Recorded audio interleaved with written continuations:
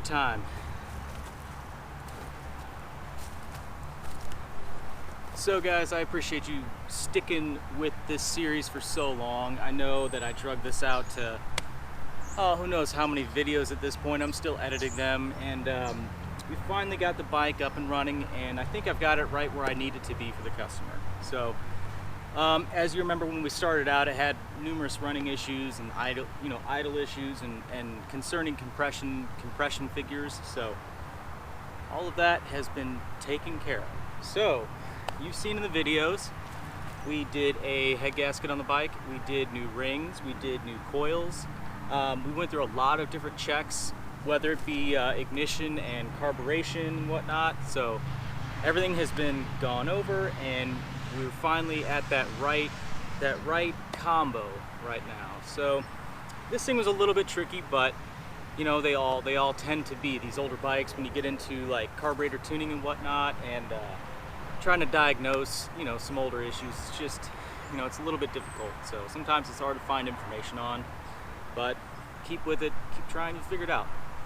But anyway, I wanted to go over some of the finer details with this bike, being that this is kind of the payoff video, so to speak. So I'm going to try to do a lot of you know, have different mixes of riding footage and you know, close-ups of the bike and whatnot. But to give the rundown of the bike, this is a 1981 GS450, as you know, and we have done numerous things to this bike. So one of my favorite things is that it's kind of unassuming when you look at it how much is actually done to it, because it has kind of a factory look, being it has factory stripes and factory paint on the tank.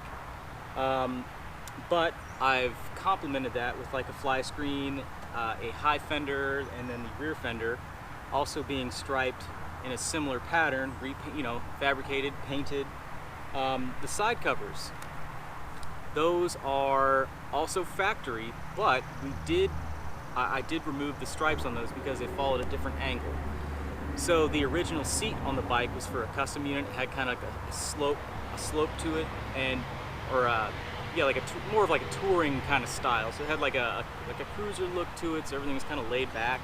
I'll put a before picture up for that thing. But we wanted to give that horizontal line for like a brat bike or cafe or scrambler, that traditional horizontal line that you'd like to see with any kind of vintage bike. So we did that, and then that stripe that was on the side cover just looked really out of place. So I lowered the stripe and then made it horizontal to keep your eye on the level plane there. So that was a nice little touch. And then the logo, obviously this is a GS450 and that says DS. So made up a little logo, DS for desert sled, because this thing's kind of like tough and rough looking, just kind of desert sledish, you know, big knobby tires.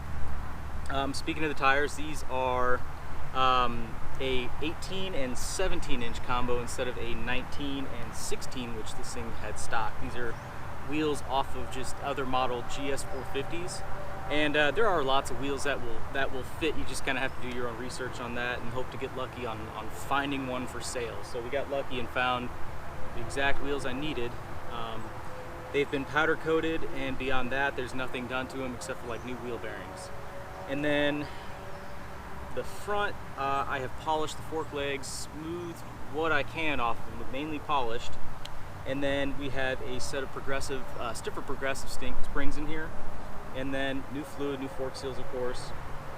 The headlight clamp, just a real basic one-off, like say Dime City or something. I'll see if I can find it. I'll put a link in the description.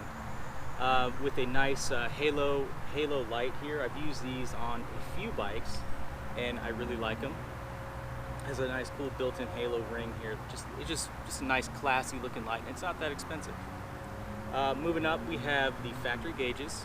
That was one thing, we just kept it real simple. We wanted to keep this bike simple and do some nice tasteful mods to it. So the high fender, just to move it off of the tire to give it that kind of off-roady look. And then you know, we kept the gauges on here with the fly screen, and then I have a set of Renthal bars on here. I can't remember the bend number or the model number, but I will put it in the description there. So anyway, beyond that, the tank position has been lowered, so it's actually been brought down about 3/4 of an inch in the front, and I think raised possibly about a 1/2 inch to 3/4 inch in the back to give it that level look again. And then the seat, complete, you know, fabricated seat. Went through the engine, just disassembled it fully. Everything on the bike leaked, so it had a ton of leaky gaskets on it. So disassemble it, clean it, and then we obviously rebuilt it after I went ahead and did like wrinkle black on the cases and whatnot.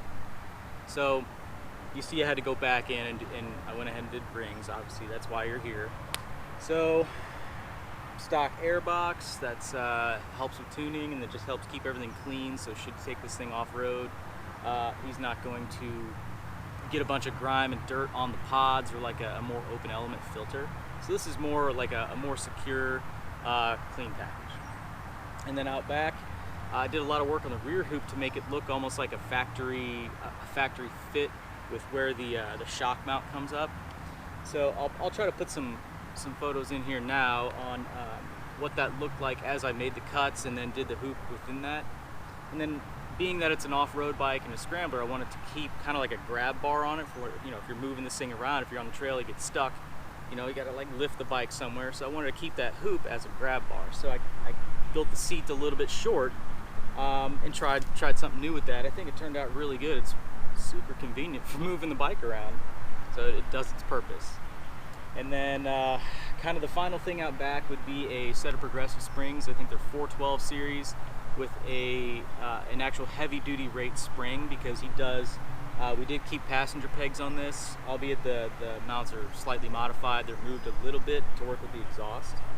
But he has, customer has a couple sons and they like to go for rides on this thing. So that gives him the ability to enjoy it with the family, because ultimately it was a family bike, on how, you know, the owner actually came to own it. Basically it belonged to his father, so it's just gonna stay in the family, so enjoying it with the family is very important.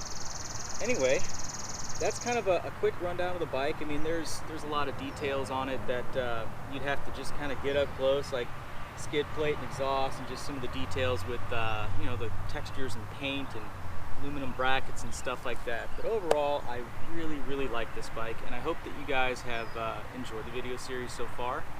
I don't know if you'll see this bike again, but if you do, I'll try to make a video on it. You know, bikes, they, you know, if they sit for a while, they always need carburetor cleanings and stuff. So you might occasionally see a couple of my past customs that I've done. You might see me get a hold of them, do some maintenance work to them, and I'll be sure to make a video for that. But in the meantime, enjoy the video, enjoy the footage, and let me know what you guys want to see.